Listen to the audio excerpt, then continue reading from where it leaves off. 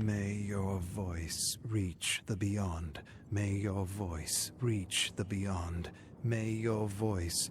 Adiris speaks this line until it becomes a single word, babbled in harmony with her fellow emissaries in faith. May your voice breathe the beyond. May your voice breathe the beyond. 13 women stand in a circle around a stone altar. Adiris's chant falters as time passes, her raw throat the only indication she contributes. Each enunciation, agony. She's nearly forgotten the naked man writhing face down on the altar, leather straps binding him. The high priest Haban raises a hand. Adiris, along with each of the emissaries, stops, bows her head. She reminds herself, cherish the pain, a sacrifice to the sea-goat, the god of water and creation. The emissaries disperse, and Adiris wanders to the man on the altar. Tears stream from his bloodshot eyes. She wants to lend comfort, assure him the gods love him, perhaps even pull him from the altar away from the coming pain. She smiles at him as she would a child. If only you understood the importance of your sacrifice, you would laugh with joy. Tenderly, lovingly, she kisses his forehead. May your voice reach the beyond. The invocist comes forward. Small, wrinkled man, buried under a scarlet, no, white but bloody cloak. Adiris bows her head, joins the whispers around her. May you swim through sea and stars. The invocist stands over the man bound to the altar, nods, pulls the sleeve back, reveals a spear gripped in hand, raises the weapon, and plunges. The tip pierces the bound man's lower back. He arches upwards and screams, shakes, convulses, lower body remaining immobile, bladder emptying onto the altar. The invocist hefts his leg onto the stone slab, pushes the spear until a gruesome snap, shrieking, howling, pleading, something beyond that, indescribable. A vertebrae bursts from the gaping wound, blood gushes. Bile rises in Adiris's throat as she turns away to stop herself from retching. Her fellow emissaries look upwards. Praise! Glory to the gods! Nothing is heard over the screams of the man. His voice will surely reach the beyond. Adiris composes herself, recites sacred text in her mind. The plans of the gods shall not be questioned, for they know beauty the human eye cannot perceive. The plans of the gods shall not be questioned, for they know... Trust in them, Adiris. Trust in them. She relents to her faith, joining the others to celebrate, but notices Haban. He covers his face too late, and she sees it. A tear spilling from his eye. A face that seems heartbroken.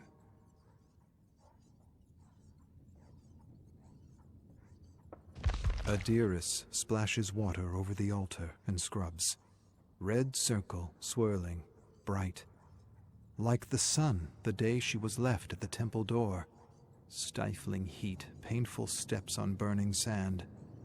Mother and father, a missing piece in the memory, unfocused, replaced by Haban. A crowd of imposing high priests, and only he peers warmly. She cries, so he lifts her, removes his hood. In the courtyard, he lets her touch the statues of the gods. Rishon, keeper of the stars. Ortares, sentry of the desert. Atil Alara, mother of humanity. Deities who would watch over and protect her. Haban becomes teacher, father. He tells of their religion, formed by exiles who believed other faiths had become corrupted by politics. They brought new insights to the afterlife and unified all gods beneath the great creator, the sea-goat. She finds guidance in his teachings, meaning in servitude, comfort in knowing suffering is love. She may shudder at connecting compassion to bloody sacrifice, but she works continually to overcome her doubts. Yet over the years, as her faith grows, Haban changes in a different way. She sees heaviness in his walk, hears his voice trail off when he reads the sacred texts. While he once stood energized by generous sacrifices to the gods, today he shows anguish. What darkness could snuff the desert sun?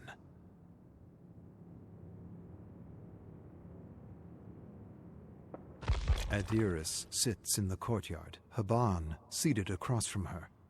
Eyes are fixed on a game board between them. She rolls a wooden die, moves a black disc over the board's squares, lands on Haban's piece, places it to the side. No reaction from Haban. Adiris looks to him, sweet expression of concern. A joyous sacrifice this morning, would you say? The gods rejoice, praise be. Haban hardly lifts an eye. Praise be. A cool breeze, birds chirp unseen. Haban seems to scan the courtyard. Upon seeing no other occupants, looks Adirus in the eyes. He was a good man, a friend, and the world is darker without. Adirus wonders if she's being tested. She knows what to say, interrupts him with the line that's been delivered to her thousands of times before. It was commanded by the gods. He swims in the wake of the sea-goat now. Haban turns his attention to the game board, flicks away Adiris's disc and positions his at the end. It seems I have won, as was commanded by the gods. Adiris pushes her chair back, objecting. Haban sweeps the board off the table. I shall write the rules of anew. I shall include decrees, punishment, theft, and sacrifice. And should anyone object, I shall preach those momentous words. It was commanded by the bloody sea-goat and his damned gods. Adiris shakes her head, the shock of words she never thought she'd hear rattling painfully in her mind. This is blasphemy. Deep bags under Haban's eyes seem to swell. Yes, the truth often is.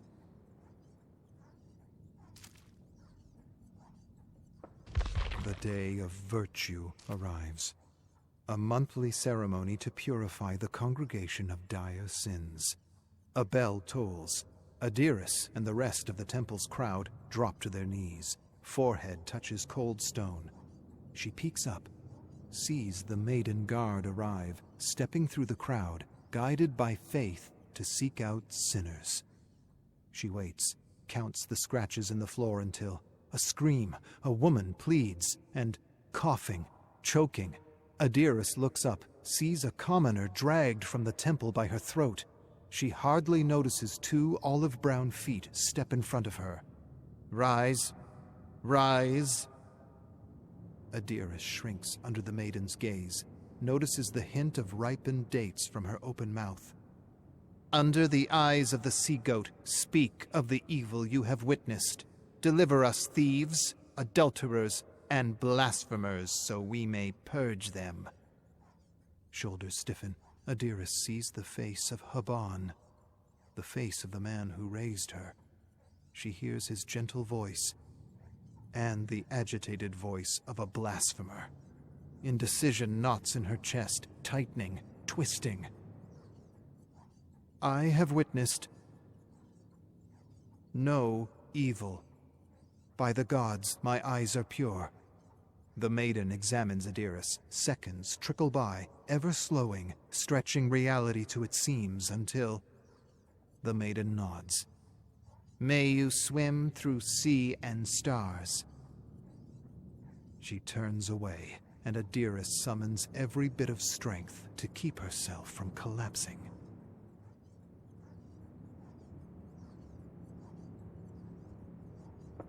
Adiris sweeps dust from the altar floors.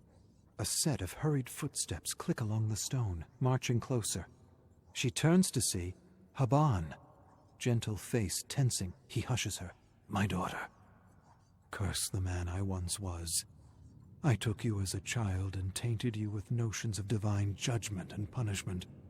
Now I see you struggle, as these thoughts nearly take hold. I beg you, cast my teachings aside and see the blood spilled in this temple. No cleansing can purify the horror perpetrated here. The doctrine overflows in her mind.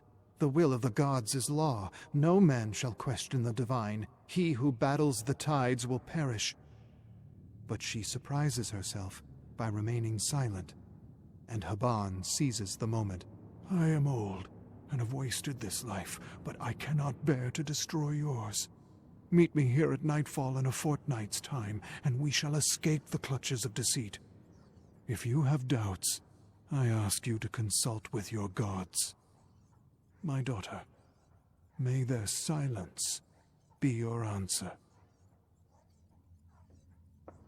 Though Adiris's heart beats, she feels emptiness where it should reside. A hollow space dripping acid into her churning stomach. Knees bruised, she prays to the gods, pleading, silently screaming for an answer. Nothing. The wind remains calm. She is alone, surrounded by stone, looked down upon by statues of gods, unmoved. Dust floats through the air, settles on her skin, more real than anything she ever believed. A lifetime of faith, security, crumbles. She feels unsteady, the only certainty in her mind that she must leave this place. She rises to her feet, turns her back to the temple. Only then, a whisper. The hushed chitter in her head is unclear, inarticulate words passed through a forked tongue. But she feels it, understands a remarkable truth. She will never be alone. Ever. Shame washes over Adirus as she retreats to her room. She dared doubt the gods. Within their chaotic whispers, pain, anger, bloodlust, atone. She removes her robe, reaches for the lash, a crude whip of thorns and bronze spikes. Atone! She swings with great force. Spikes pierce her back, hooking into flesh as she pulls away. Through gritted teeth, she screams, keeping the sound in the base of her throat so no one can hear. Atone! She swings, droplets of blood sprinkling to the floor, spasms of pain as skin tears off, hanging on pale threads, braces herself and whips again, till the crimson pools. Atone! How much blood is enough? Her body screams in agony. She thinks to drop the lash, run from these walls, but remembers the doctrine Haban taught her. Suffering is the heart of love. She tightens her grip and swings again. Sweat weeps from Adiris's pores onto her bedsheets. Thick scabs tear from her flesh as she shifts. With great effort, she lifts her head, looking to the sound behind her. Haban.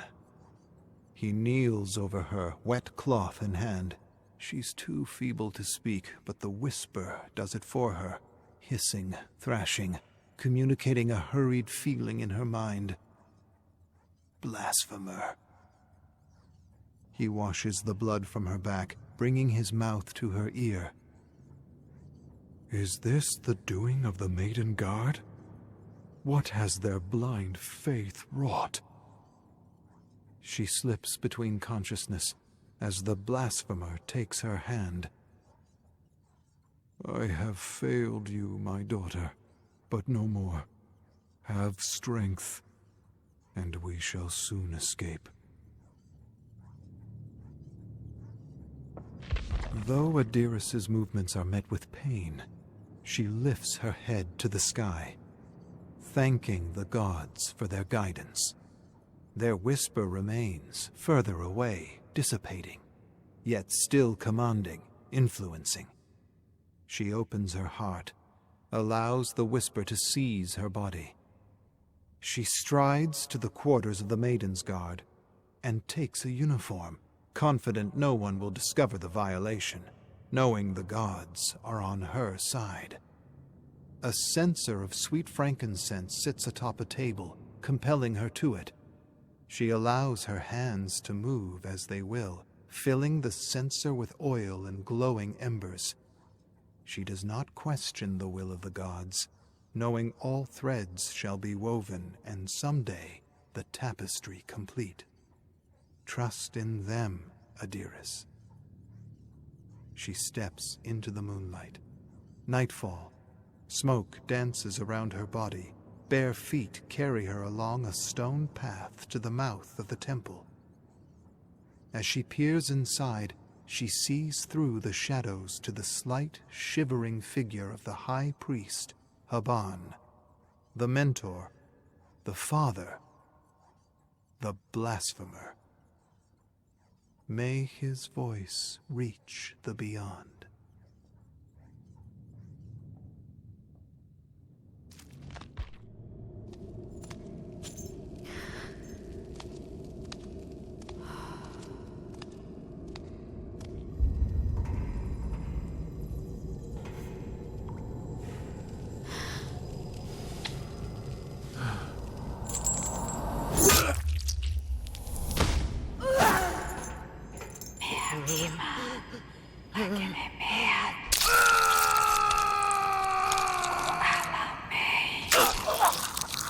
Adanika dingia.